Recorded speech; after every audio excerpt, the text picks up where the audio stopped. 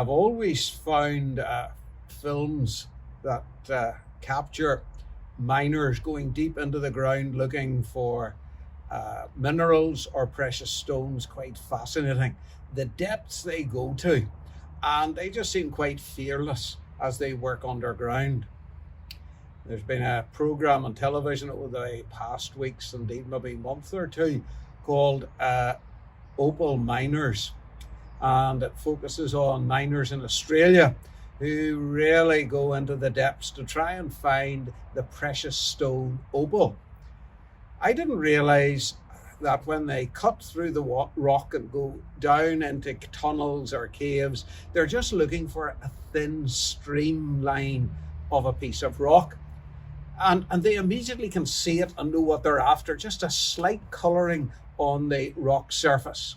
They go in and they cut something rough out of the stone. When they get a precious stone like that, the key thing is on how they're going to take it back and cut it so that it becomes a piece of jewellery for many folks today. And its value will lie in how it's cut. But like diamonds, it's not just finding the stone, but it's how people are going to consider cutting it so that it takes on a new value and becomes very attractive to look at. So it's the cutting, but then the setting. How you take a precious stone and set it perhaps with others of a different colour or quality, and that enables the whole thing to really sparkle or show its attraction. Here's a small ring with a very small sapphire stone, as you will see on screen. The sapphire is just a tiny piece of blue, so perhaps it wouldn't look terribly well on its own. But whenever people get other stones such as silver or platinum or tiny pieces of diamond, then the setting changes the stone and it becomes something that is attractive. And that's the basis of a lot of jewellery. It's how it's set. There's a book in the Bible called Proverbs. It's in the Old Testament. And basically Proverbs is a book of wise sayings that have been tested over the generations and almost millennia. And yet Proverbs in the Bible has a particular emphasis and a particular hue. The reason being, God's Spirit took those sayings as well as breathing life into them and bringing an eternal perspective to many things that people found in wisdom.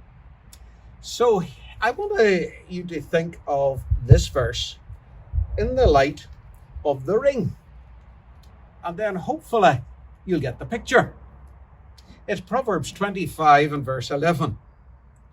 A word aptly spoken is like apples of gold in settings of silver. And the images of someone making a piece of jewelry, you imagine apples, small circular pieces of gold, and perhaps different colors of gold. And they take them and then they get silver into which they place them, so that you have apples of gold in settings of silver, just like a ring having a sapphire set in small cuts of diamond and silver. And I hope we can notice how he begins. A word aptly spoken is just like this. A word, something we say, said in the right way, in the right situation, at the right time, can be attractive and change life for someone. It draws attention, but it warms the heart. A word, properly said, can change things for someone. As I have often mentioned, it's not just what we say, it's how we say it. I've noticed over the past 10, 15 years how our society has become more aggressive. And people just say what they think, quite often ignoring the consequences of a word misplaced or a word that has been a bit barbed. And many a person has found themselves perhaps deeply hurt because a word had not been aptly said. On occasions, we imagine the more forceful we are with our language, then that suggests the principle is even greater. And so people today tend to question others in an aggressive manner. People tend to put their point of view over by just saying what they think. And the outcome is often not a convincing argument, but perhaps the other way around. A weaker position because of aggression.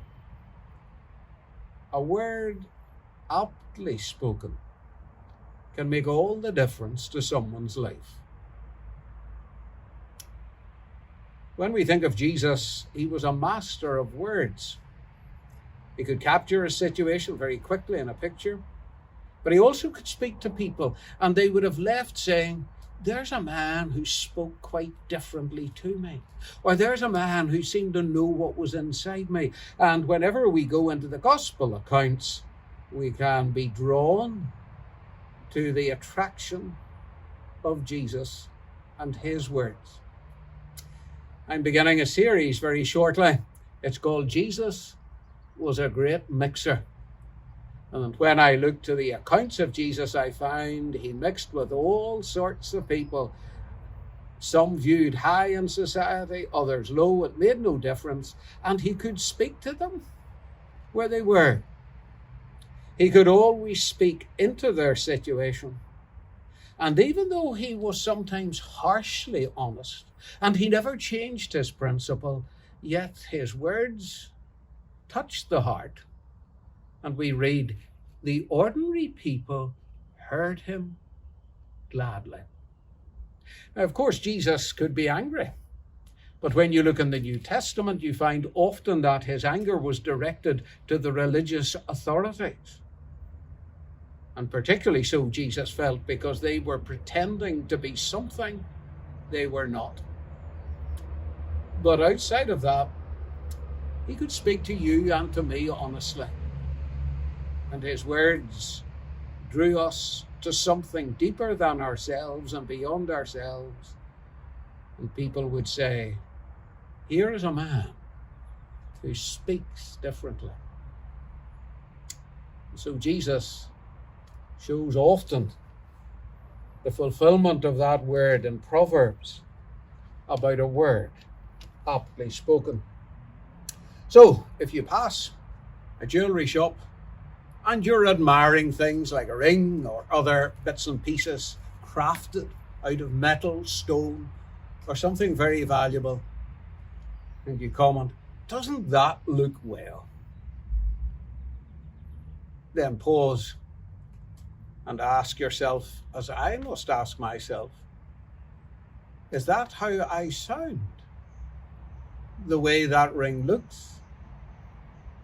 A word aptly spoken is like apples of gold in settings of silver.